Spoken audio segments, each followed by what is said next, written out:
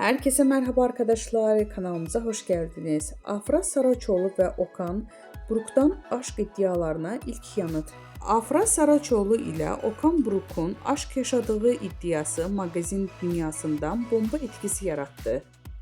Akşam yemeği ve sosyal medya takibinin söylentilerinden kulaktan kulağa yayılırken Afra Saraçoğlu iddialara res çekti.